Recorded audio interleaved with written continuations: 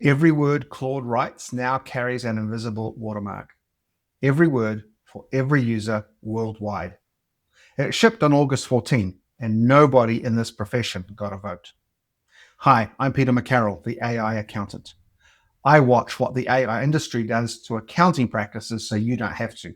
And this month, the industry quietly answered a question most firms thought was still theirs to decide: whether you disclose your AI use. Here's what actually happened. Because the watermark was only the last domino. There are actually 4 events, all inside 4 weeks. First, on July 21, Substack switched on a reader-facing AI detection option. Any subscriber can now scan any post and get a percentage estimate of how much of it a human wrote.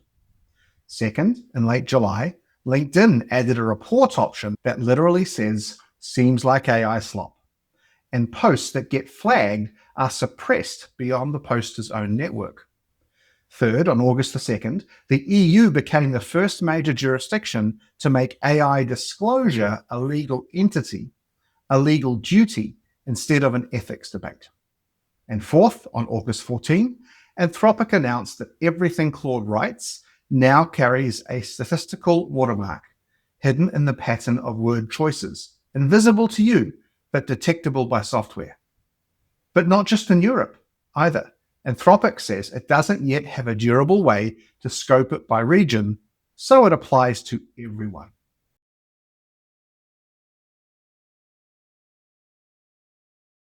Now, I flagged that watermark story in Monday's roundup. Today is the full walkthrough because 3 layers of the stack moved in a single month: the platforms you publish on, the law, and the models themselves. And the question for your practice splits in 2. What does this actually require of you? And what does it merely do to you? Those are different questions. And the second one is the bigger of the 2. So let's start with the law, because that's the easy part. The EU AI Act's disclosure rules don't attach to companies that use AI. They attach to specific roles, and there are 4 that matter. First, model developers like Anthropic, OpenAI, and Google. They are providers under the Act, and the duty to mark AI output in machine-readable form sits on them and only them. That's what the watermark is: compliance, but shipped worldwide. Second are software products with a model built in.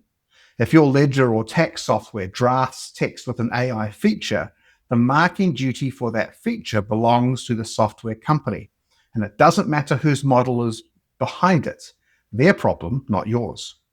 But it hands you a renewal time question. Will your tool's output carry marks?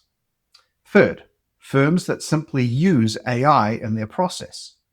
The Act calls you a deployer, which just means an organization that uses an AI system under its own authority.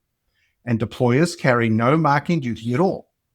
And fourth, and this is the edge case, firms that publish AI-generated output as the product itself. This would include benchmark data, industry reports, and public tools. These are still deployers, but they are closest to the line that we worry about. Your practice is almost certainly in the third role. And for a deployer, exactly one provision can never reach you. That provision needs 3 conditions stacked on top of each other.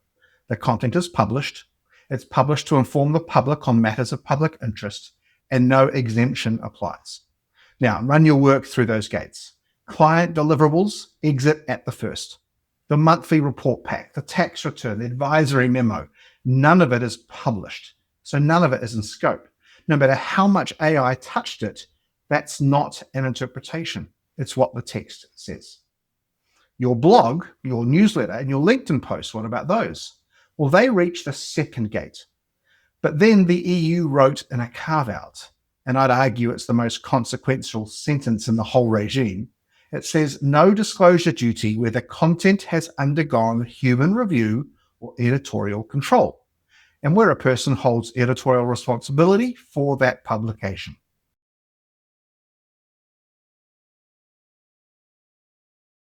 Now, read that again, because I know it's wordy.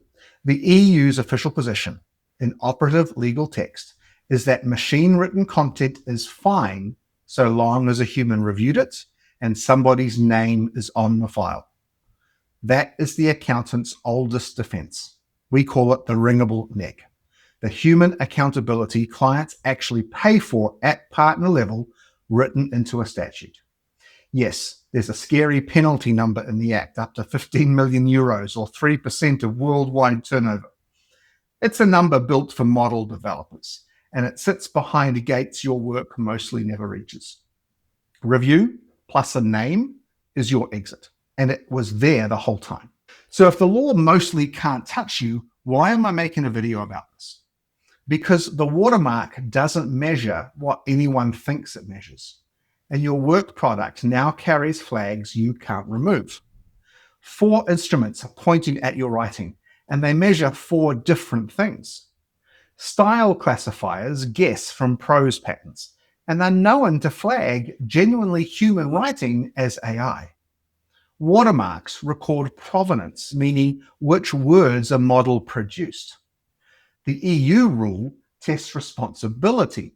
Did a human review it, and is someone accountable? And SLOP measures care. Was this worth anyone's attention?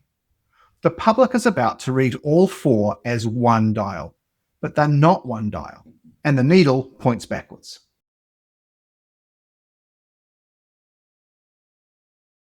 Here's what I mean. Anthropic's own documentation says the watermark weakens on short passages and edited text. So walk this case with me.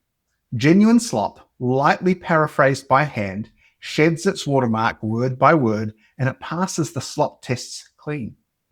The auto-generation monthly summary, short and numeric, sits exactly where detection is the weakest. And long-form content produced under the heaviest editorial control flags as maximum AI. The instrument is strongest precisely where the human was most involved.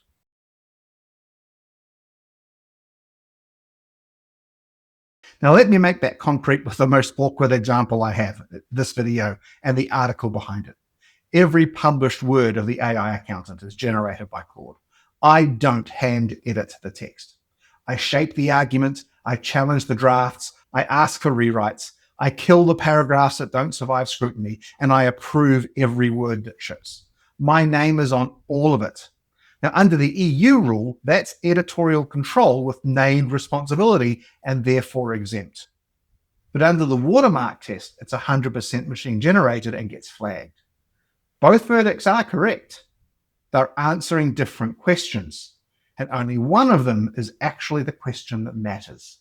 So can you strip the watermark? Sure. Retype everything. Paraphrase by hand. Do the tinkering that changes words without changing substance. That's exactly the work that adds no value, performed purely to hide the tool, and it burns the hours AI just handed back to you. There's one lever left, and the law and the platforms are independently pointing at it. Adopt a disclosure position on purpose instead of inheriting one by default. Place your outputs on 2 axes: who produced the words and who stood behind them before they moved. Then write the position down and name that person. We use AI in production. Every deliverable passes human review before it reaches you. This person holds responsibility for what we publish and deliver. Now, the firms that get hurt over the next 2 years won't be the ones whose content flags it as AI. They'll be the ones whose flag arrives with no story attached, or worse, a story that the flag contradicts. 100% handcrafted is about to become a checkable claim. Now, I've put the whole framework in one place, the AI Disclosure Position Kit. It's got the scope test as a worksheet, the exposure matrix for your firm's outputs, the questions to ask your software providers, and a template position statement you can adapt to this week. It's totally free, and the link is in the description below. The detectors are now live. The watermark is already in your tools. When the first client runs the scan, make sure your answer is already written down.